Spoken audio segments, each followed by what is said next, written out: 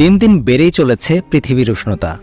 এই উষ্ণতা থেকে বাঁচতে বিশ্বব্যাপী বৃক্ষরোপণের পাশাপাশি সিএফসি ও কার্বন নিঃসরণের হার কমানোর তোড়জোড় চলছে।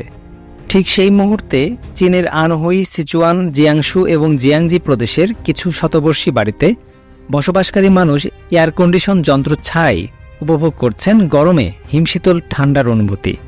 কি এমন বৈশিষ্ট্য রয়েছে বাড়িগুলোতে যার কারণে এত শীতল থাকে?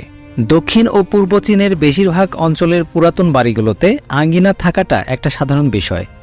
শীতাতপ নিয়ন্ত্রণ যন্ত্র আবিষ্কারের বহু আগে ভবনকে শীতল রাখতে অভ্যন্তরীণ আঙ্গিনাগুলো বিশেষভাবে ডিজাইন করা হতো। যেহেতু বাহিরের বাতাস সাধারণত ভেতরের বাতাসের চেয়ে শীতল থাকে, তাই বাড়িগুলোকে এমনভাবে ডিজাইন করা হতো যাতে বাতাস দেয়ালের মধ্য দিয়ে প্রতিটি তলায় চলে যায়, যার ফলে ভেতরের উষ্ণ বাতাসকে সরিয়ে দিয়ে বাড়ির ভেতরের ঠান্ডা বাতাসের প্রবাহ তৈরি হয়। তখন ভেতরের গরম বাতাস ঘরের উপরের দিকে উঠে ফাঁকা জায়গা দিয়ে বেরিয়ে যায় এবং ঘর বাইরের তাপমাত্রা থেকে কিছুটা শীতল হয়। এই প্রক্রিয়ার পুনরাবৃত্তি ঘরের তাপমাত্রা উল্লেখযোগ্য হারে কমিয়ে দেয়। বাড়িগুলোর বেশিরভাগই নির্মাণ করা হতো কাঠ দিয়ে, তবে কংক্রিটের বাড়িও দেখা যায় ওইসব অঞ্চলে। মিং এবং কিং রাজবংশের আমলে নির্মিত স্থাপনাগুলোয় একটা আঙ্গিনা রাখা হতো। মূলত কয়েক প্রজন্ম ধরে এই আঙ্গিনার ডিজাইন করা হয়েছে। চীনের নানচাং বিশ্ববিদ্যালয়ের একটি গবেষণা থেকে এসব তথ্য উঠে এসেছে। সে সময় বাড়ির আঙ্গিনাগুলো আয়তাকার আকৃতির ডিজাইন করা হতো। আঙ্গিনার চারদিকে কিংবা 3 দিকে কক্ষ বা প্রাচীর দ্বারা বেষ্টিত থাকত। দেশটিতে গত 2 দশক ধরে ঐতিহ্য ও সংস্কৃতিকে ধরে রাখতে প্রাচীন স্থাপত্যগুলো সংরক্ষণ কার্যক্রম শুরু হলে বাড়িতে আঙ্গিনা রাখার গুরুত্ব আবারও আলোচনায় চলে আসে।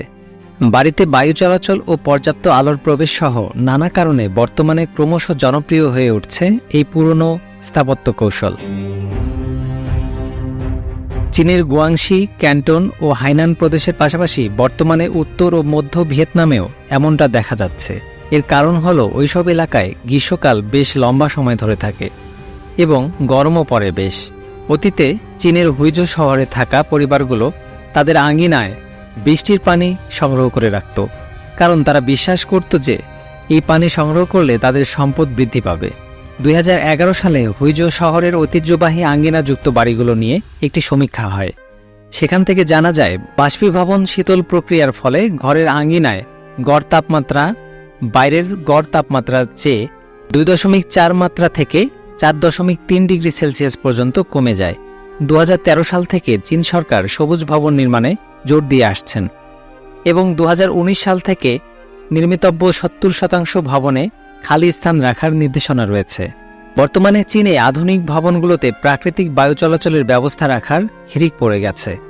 দেশটির পূর্বাঞ্চলের জিনান শহরের একটি 18 তলা ভবনের মাঝে বিশাল খালি জায়গা রয়েছে এবং সমস্ত লিফট, মিটিং রুম এবং টয়লেট এই ফাঁকা জায়গার চারপাশে রাখা হয়েছে যাতে প্রাকৃতিক বায়ু ও আলো চলাচল করতে পারে।